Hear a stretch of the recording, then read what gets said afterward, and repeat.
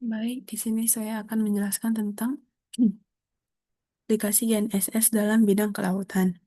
Presentasi ini saya akan membahas bagaimana teknologi GNSS atau Global Navigation Satellite System dimanfaatkan dalam berbagai kegiatan, contohnya kelautan, mulai dari navigasi kapal, pemetaan dasar laut, pelacakan kapal, sampai penelitian oceanografi. Next. Sebelumnya, selamat malam.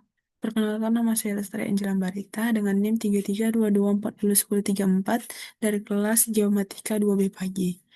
Mata kuliah GNSS Teori dengan dosen pengajar Bapak Vendra Dwi Ramadan. Eh, apa itu GNSS? GNSS adalah sistem berbasis satelit yang digunakan untuk menentukan posisi dan waktu di permukaan bumi secara akurat. Sistem ini sangat penting dalam bidang kelautan karena aktivitas di laut sangat bergantung pada koordinat posisi yang tepat, baik untuk kapal maupun alat ukur. Beberapa contoh sistem GNSS itu ada GPS dari Amerika Serikat, GLONASS dari Rusia, Galileo dari Uni Eropa, dan BeiDou dari Tiongkok. Pen- eh, Pentingnya GNSS dalam bidang kelautan. Di laut, tidak ada patokan jalan seperti di darat. Jadi, posisi geografis jadi hal utama.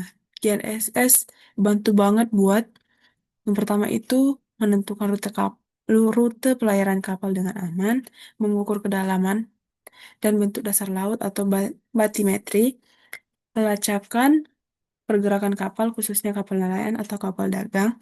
Dan yang keempat adalah mendukung studi oceanografi seperti arus laut dan pasang surut. Selanjutnya, aplikasi navigasi kapal. GNSS sangat penting dalam menentukan posisi kapal secara real time. Teknologi ini membantu kapten kapal untuk tahu di mana posisi mereka berada, bahkan di tengah laut lepas yang tidak ada sinyal atau penanda arah. GNSS juga biasanya dikombinasikan dengan peta laut digital atau ECDIS. Jadi, kapten bisa lihat posisi kapal dan rute secara langsung di layar navigasi.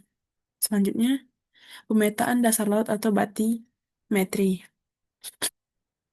Untuk mengetahui bentuk dasar laut, GNSS digunakan bersama alat seperti Echo Sounder.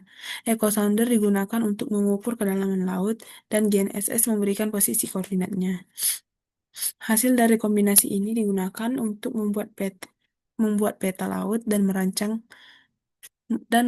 jalur pelayaran, pembangunan pelabuhan, dan juga kegiatan eksplorasi laut. Biasanya digunakan biasanya digunakan GNSS tipe RTK atau DGPS supaya hasilnya lebih akurat. Selanjutnya, penelitian kelautan dan oceanografi.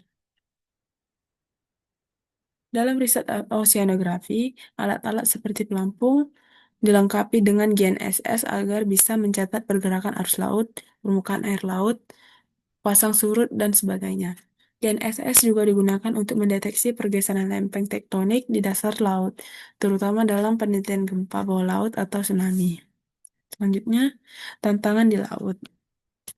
Penggunaan GNSS di laut juga punya tantangan seperti sinyal terganggu karena pengaruh atmosfer, terutama saat badai atau cuaca ekstrim. Terus multipath yaitu pantulan sinyal dari permukaan air yang bisa bikin pembacaan posisi kurang akurat. Terus keterbatasan akurasi kalau hanya pakai GPS biasa tanpa koreksi tambahan. Dan yang terakhir, biaya alat survei kelautan yang mahal, apalagi di daerah terpencil. Berikutnya adalah kesimpulan. Jadi kesimpulan dari PowerPoint yang saya sampaikan ini, GNSS itu sangat penting di dunia kelautan karena membantu aktivitas navigasi survei, pemantauan kapal, sampai riset ilmiah. Meskipun punya tantangan, teknologi ini terus berkembang dan semakin banyak digunakan oleh pelaut, peneliti, dan pemerintah untuk mendukung pengolahan laut yang aman dan berkelanjutan. Baik, Eh, Sekian presentasi dari saya. Mohon maaf jika ada kesalahan kata atau pengucapan. Kurang lebihnya mohon maaf. Terima kasih, selamat malam.